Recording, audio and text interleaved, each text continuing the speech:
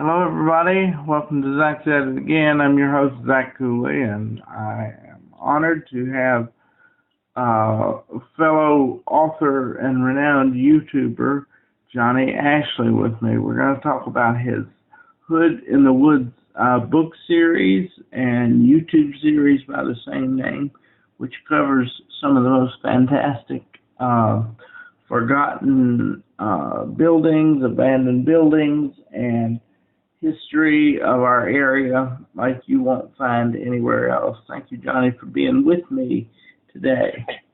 You're welcome. Thanks for having me. Well, as you know, I'm a big fan of your work and a big supporter of your YouTube channel and a big fan of your books. The 3 new volumes that you've revamped and the 3rd volume, the new volume that you have is just terrific, and I thank you for sending them to me. I have enjoyed reading them from cover to cover. I think you've done a terrific job, and I'd like to start off with how we connected. My family, and of course, my most popular book that I've written is on Austinville and the history of Austinville tied in with the history of my family. And I found on YouTube a couple of years ago now a video of you in Austinville, Virginia, and you pictured all the landmarks that were important to my family's history. My great-great aunt, who was my favorite person in the world, ran the bowling alley for 25 years there, and you gave me the only picture that I had of the bowling alley and the sad ruins that it's in, and you showed the company store where she worked. You showed in pictures of her neighborhood, the mining houses. It was the best encapsulated history of Austinville I'd ever seen. Well, thank you. And that connected us.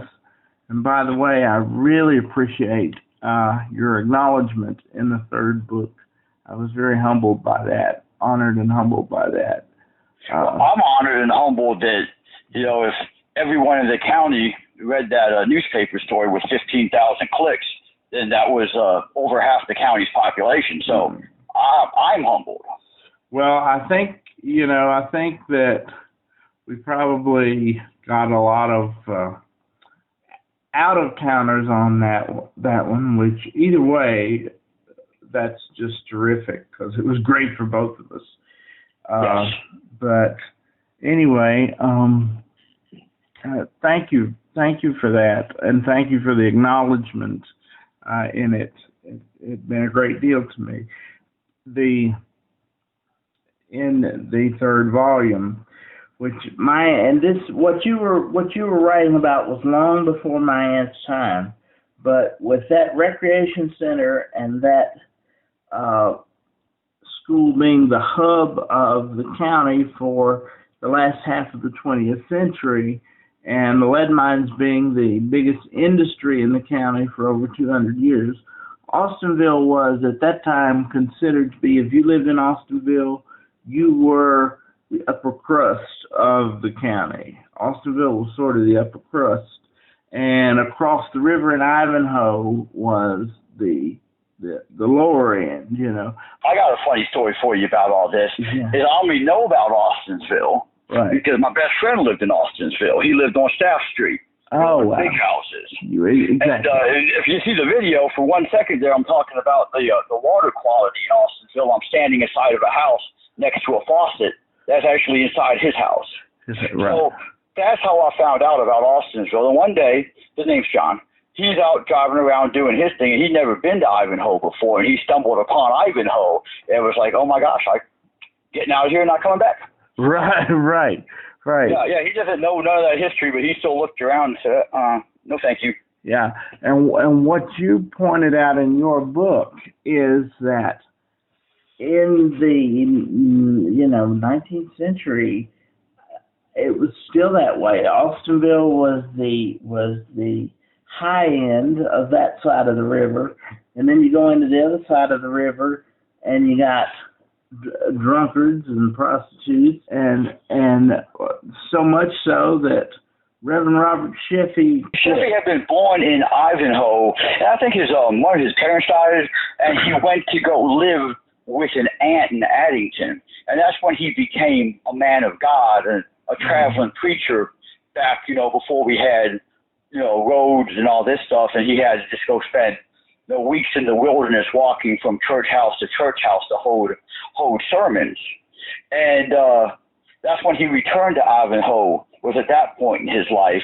And he preached to them till he was blue in the face. He preached up, he preached down, and they weren't hearing one word of it. So Reverend Sheffey knew when he was not wanted, so he turned around and left the town, and on his way out threw out a curse that happened. So the sinkholes is a really common thing when you have like lead and zinc mining, which seem to go hand in hand. Right. As in, I don't know if you ever heard of Pitcher, Oklahoma, but they were the large zinc and lead manufacturer during World War II. Now the same byproduct that was produced by the New Jersey Zinc Company, and in Ivanhoe they used it to fill in the sinkholes and stuff. In Pitcher, they just had large mountains of it, and all the heavy metals that was in this sludge or byproduct started getting washed into the water system, and there was a lot of damage to the population there. So Ivanhoe has had its problems with the EPA and with those same types of issues, but it hasn't been on the scale that happened in Pitcher. Because Ivanhoe is still a town, people live there, it's got a post office, it's got a store. Pitcher, Oklahoma is just gone now. Everything but the byproduct is gone. Now that same kind of hazardous byproduct, is that the same kind of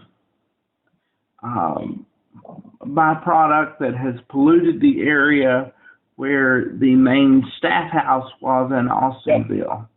Yes, sir. It's just come down the mountain from the mine and just settled there on the riverbanks, and more stuff gets pushed down, and the stuff that's already down gets pushed into the water. So that area is, and there's another quote in your book. It was not a quote. I quoted it from your book. You wrote that the ruins of the home is so polluted that a legal playground cannot be built on that land. Yep, you can't be exposing it to children. Right. That's why you don't ever see anyone go swimming down there. Right. Maybe you'll see someone go fishing, but that's about it. That little section of that riverbanks is pretty much abandoned by everybody. And all my aunts and uncles, my great-grandmother, they all went swimming up in what they called the neck of the river. So they were all in that water, in the 20th century. So it's hard to tell what kind That's the same thing that happened in Pitcher, Oklahoma. Yeah. One of the sinkholes filled up with water, and it was surrounded by this sandy byproduct, and people started calling it the beach.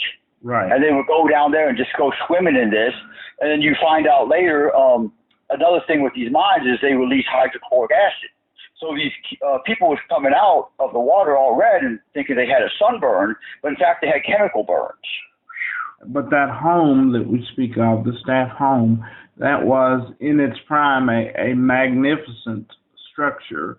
I wish I could have seen it before it burnt. Me too. But my great-grandmother told me that was the home. That home was built for the superintendent of New Jersey Zinc. There are rumors, which I don't know, but I believe that Moses Austin or Stephen Austin, that like the Austins lived in that home. The rumors have circulated about that, but I don't know that I believe that. But I don't think the timeline for that style of manufacturing and the materials that they use to build that place line up with that. Right. That'd be a really big thing to do if you just a couple people out in the wilderness. Right. It's a big building. It is. It was supposedly the biggest home in Austinville at that time. The store, the picture of the dilapidated store, I can remember my mother, when she was a child, they rented the bottom, either the bottom or the top part as an apartment, and my mother lived there in that house as a child, in the floor that wasn't being used as a store, that was rented out as an apartment. And then speaking of structures for the time, you have a magnificent section on the Octagon House in Marion, or in Smith County rather, which I have seen. And are you up on like the current restoration process? Like, they had the money to restore it and they were going to open it up. Do you know if they ever did? Not since I've been there. They haven't. Maybe about 6 months ago. Okay. When I was there. But it was pretty dilapidated then. Yeah. I mean, they have a new roof on it, and they've got like plexiglass windows, not even glass, like plexiglass. But you can stand on the outside and watch birds flying around on the inside. So. Oh, yeah. Yeah. That was really a fascinating thing. I started writing that before I even knew, had been able to track down who owned it, and before I even knew I could get inside. Yeah. So yeah, Derek Orr, he's the one who runs the Octagon House Foundation. His ancestors is the ones who built it, and yeah, he was very kind enough to let me in. Now, anyone who goes to that video on YouTube, if they want to contribute anything to the restoration efforts of it, I have a link in the description box of that video if anyone wants to throw them like $10, because it ain't getting cheaper to restore old stuff. Absolutely. But I love what you mentioned. You gave great detail to the design, where they had painted oil painted in pink and blue to resemble the Victorian era. The marble paint, I've never seen anything like that before. You know, and that's why I was so lucky that Mr. Orr let me in the house, because if it wasn't for him letting me in, I never would have got to see any of that. I never would have got to get it on film. Whatever happens to that house tomorrow, everything now is at least is captured on film. Amen. You know? Yeah, and the 20-foot dining table, you can imagine in its prime that dining room was magnificent. Oh yeah. You know, well, I mean, Mr. Orr has like the same relationship with that house that you have with like the Austinville School. Right. You know, he grew up with it. Yeah. You know. And thanks to your video, I got my bowling pin. I got one of the original bowling pins. I think there were two of the original ones left. I got one, and my mother got the other one. So it was. That's fantastic. Yeah, I remember you asking me about that like a while back. Yeah. But all the old buildings I've gone in, I've never gone into the Austinville School because they ain't abandoned. It's just not used. Right. They try to break into no church's property. No, and they won't let you in, because I know the guy, and I tried to get him to let me in. The sinkholes and stuff, just a safety issue. I don't know. If I let you in, I'd have to let everybody in, kind of thing. And and so it just wasn't going to happen. But thankfully, my mom knew a guy who knew a guy who knew a guy, and somebody got in there and got my bowling pin. So that's all I want. I don't care. We're gonna talk about this a little later too. The Foster Falls renovation. I've just been to stay at that hotel, and just completed an article on the renovation. $11 million renovation. On behalf of the state. And if I came into this world naked and broke, and I expect that's how I'll leave it, but if I ever came into some money, that I would want to rebuild that recreation center. If I had to tear that building down and build it again, I would do it. Just to have having a recreation center in Austinville would be fantastic, because I mean, there's not much for people to do who live there, and if you don't have a car, you're not going nowhere. Right. So, yeah, having just something to keep the your hands from being idle would be a fantastic improvement for Austensville. Yeah, you bet. At that time, there was no, all you hear about in Wythe County and where I live in Wytheville is Wytheville Parks and Rec. Wytheville Parks and Rec. There was no Wytheville Recreation Center at that time. Yeah, that was the first one in the county, I believe. That was it. And New Jersey's Inc. said that was the deal. They told Wythe County, they said, we will build you a school if you will, we will build you a school for free and donate it to the county if you will give us this recreation center in the bottom of it for the town to enjoy. And you don't hear of anything like that today, ever, you know. Oh, no. Well, see, so back then, it was called capitalism with a conscience. Yep. And maybe just a little bit more back then than the New Jersey Zinc Company coming through. But it goes a lot with company towns. Like, when I learned about this, I was learning about West Virginia coal towns. Mm-hmm. And the capitalism with the conscience was, we're not going to build just a bunch of little shanty houses, you know, for our employees. We're going to build them large houses. We're going to stock our store with quality goods. We're going to do all this, you know. And a lot of times when I read about like these old coal towns, someone will have designed it to be like a model town. Right. You know, and a lot of times the coal barons who designed the towns to be that way lived in the towns. Right. You know, the people that didn't design their towns that way, they didn't live in the towns because who would want to? Right. Yeah, those West Virginia coal towns, you had to work in those areas because that was all the jobs there were. And if you became a part of the company, you know, they owned you. That song, 16 Tons, St. Peter, if you call me, I can't go, I owe my soul to the company store. That's pretty much how it was. You know? Oh, yeah, definitely. And my father, his dad was a coal miner about 60 miles away from where that song was written during the same time that guy was mining coal to write that song. Oh, yeah.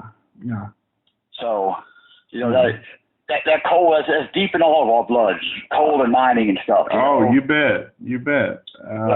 Everyone's ancestor did it at some point.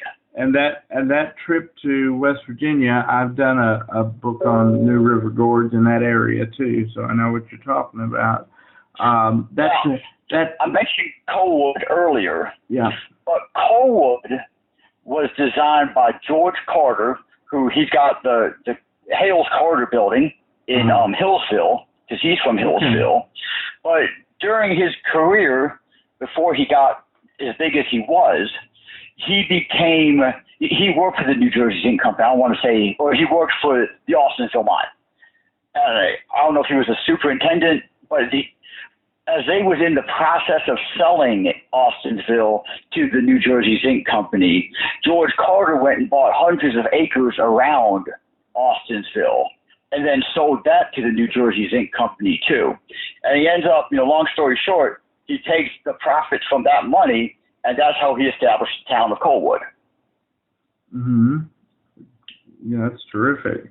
And the trip to West Virginia, in which you cover Glen Jean and Thurman and all of those wonderful forgotten coal towns, that was a dream trip for you, was it not? Oh, yeah. I love going to West Virginia. I absolutely love it. Because I remember you were working the campaign on your website to get the money to be able to go to West Virginia to do those books, and I was happy to see that you made it, because that's a beautiful piece of our country there. Well, you've been in social media for as long as I have. No one's going to, the companies that make money off you ain't going to help you out. So no. We kind of have to just be reliable and crowdsource ourselves, Oh, what I want to mention real quick is Foster Falls. As I said, I've been in it for the first time in my life just a few weeks ago. It was amazing what they had done. But what I read in your book that fascinated me was that that hotel was the hub of Foster Falls because it had a post office in it, it had a saloon in it, and it had the company offices in it, which I thought was very interesting. Yeah, and I just want to mention too, that state has done a fantastic job with that hotel. The first time I was ever down there looking in the windows, it had bricks, it had a roof, but there was nothing inside of it. A couple 2x4s, that's it. And it's unrecognizable now from how I remember it looking. Yeah. It's absolutely amazing what they've done. And I love too your tie-ins to movies, because I had forgotten about Lawless, about the Franklin County moonshine conspiracy. I had forgotten that Mel Gibson had played Francis Marion in The Patriot. And of course, we have the movie Matewan. You can imagine, I saw the movie Matewan when I was in West Virginia doing my West Virginia book. I had just, I shouldn't say I walked, I should say I rolled in my power chair alongside those tracks in Thurmond on that day, and then that night saw James Earl Jones walk up those same tracks in the movie Matewan. It was pretty surreal to be able to. It was filmed right there. Yeah, filmed right there. Yeah, it's a pretty surreal thing, because when you go to a place, and I know you know what I'm talking about when I do this, but when you go to a place and you see the remnants of what it used to be, you can picture it in your head when it was thriving, and you can feel the history. I don't want to say that it is paranormal or anything like that, but you can feel the history that's alive in those places. Oh, yeah, definitely. I have a friend, his name's Brian, and he lives in McDowell County, which is where I wrote about half that first book, was about McDowell. Sure. And, he was born and raised there, and now he just lives, like, in Princeton, pretty much so right next door. And he goes, and he'll take pictures like old foundations in the woods, and then, like, superimpose, like, the old picture of the coal chip or the building that used to be there. And he's done a pretty fantastic job of that, because there's been plenty of things that I recognize the concrete of from McDowell County, but have absolutely no idea what it used to be. And then you see his picture, and you're just like, wow, this was huge. Yeah, it's an amazing thing. And I enjoyed your piece also about the Roanoke Star. The Roanoke Star doesn't have anything to do with the famous people that were there, as you said, but you mentioned some famous people. I didn't know that the McAfee software guy was from there. Tiki and Rondé Barber, Wayne Newton. You ever hear about Al Capone going to Bristol? No, that is very new to me. Yeah, apparently, and this is all just legends and lores, because Al Capone, being a professional gangster, he didn't actually sign his real name into any hotel ledgers. But it was set up to consolidate moonshine and then export it to the cities up north. Mm-hmm. The song Copperhead Road, that's Johnson County, that's where Bristol is. Mm-hmm. And I guess it's almost the same plot as Franklin County moonshiners, where they're taking all the liquor to Roanoke, and then the gangsters are taking it to wherever they're taking it to. I guess a pretty similar thing. But if you look, you'll find articles from the Bristol newspaper about just the legend of Al Capone being there.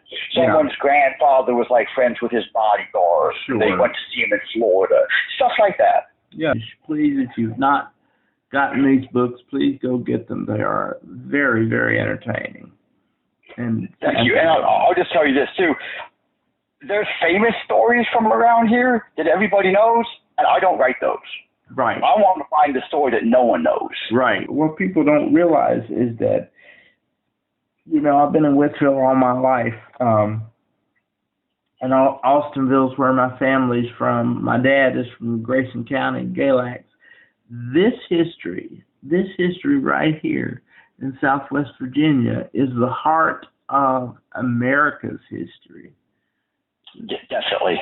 I don't think I could write as much local history if I lived somewhere else. Right. Like if I lived a bit further west, I couldn't write this much local history. Right. Lose 100, 200 years of it. Right. And you go to a place like Austinville, which is the hub of the county and now kind of forgotten. Like you said when we talked last time, the history at Austinville just does not end. It doesn't end. Mm-hmm. And it's incredible. It really is. Yeah, just what you talk about, you haven't mentioned yet that it was the county seat of Fincastle County that went from current Fincastle County all the way to the Mississippi.